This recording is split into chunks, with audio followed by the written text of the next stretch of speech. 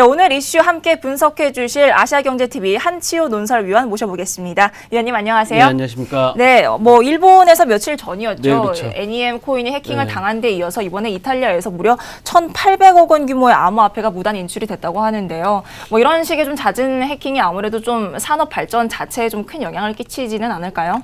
어마어마하게 영향을 끼치겠죠. 일단 그렇겠죠. 일본에서는 코인체크가 nem이 5,700억 정도의 규모가 해킹이 됐고요. 이탈리아에서 이번에는 또 비트그레이라는 사이트에서 나노가 1,800억 정도 규모가 해킹이 됐습니다. 이 해킹되는 거는 신뢰성 저하를 시킴으로써 가격이 일시적으로 폭락되는 효과도 갖고 오는데 산업 발전은 물론이고 암호화폐 발전에 아주 발전에 저해되는 요소가 될 것 같고요.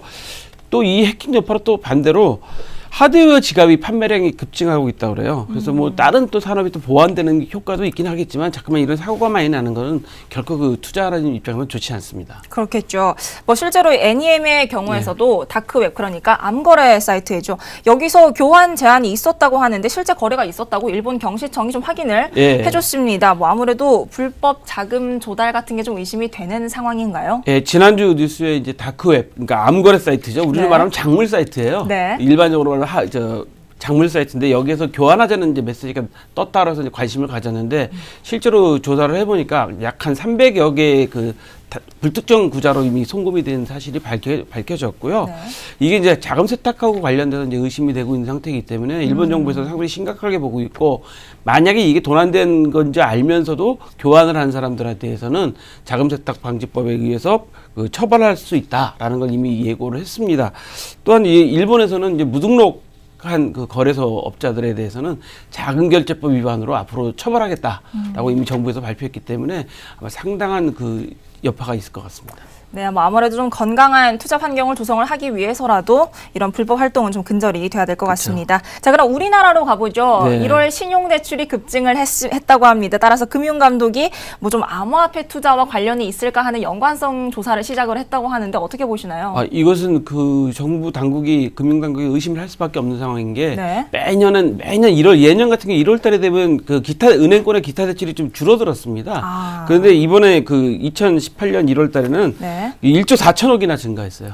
1조 4천억이나 증가하다 보니까 이 평소하고 완전히 다른 패턴으로 가게 되는 거죠. 그래서 네. 확인해 봤더니 신용대출만 1조 1천억 정도가 증가를 했답니다.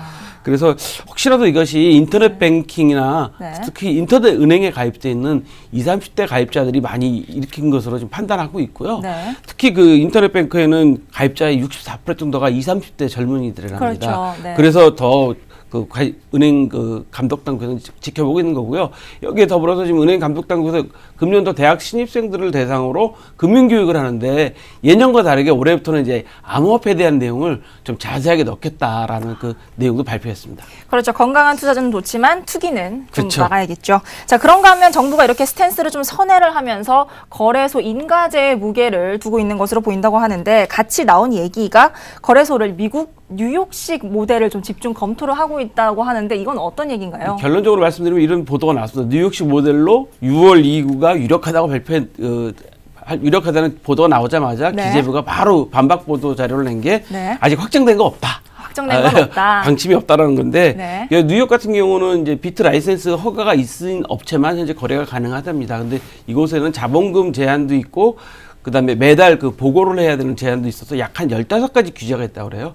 그래서 규제 사항이 높아가지고 지금 한 3-4개 업체뿐이 등록을 못하고 있다고 하는데 우리나라도 아마 강경론에서 안전자산 관리론으로 가기 때문에 우리나라도 이런 비슷한 규제를 만들어서 거래소가 제대로 된 임무를 할 수 있는 거래소만 인가하는 방향으로 갈 게 거의 확실한데 그게 6월 이후가 될 것 같다. 6월 이후가 될 것 같다. 네, 정부가 아무래도 좀 세계 여러 나라 사례들을 좀 잘 검토를 해서 우리나라 상황에 잘 맞는 규제안을 좀 잘 만들어냈으면 좋겠다고 생각합니다. 네, 지금까지 한치호 논설위원과 함께했습니다.